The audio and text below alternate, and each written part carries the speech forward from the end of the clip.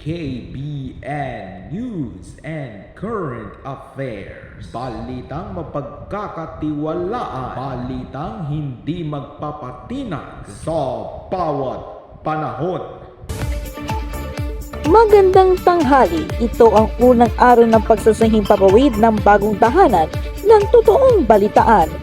Ngayon ay Enero 6, 2025, araw ng Lunes. Ako si Ichinose Matasuta. Samahan niyo kami sa isang oras na balitaan dito sa Prime Light Tanghali.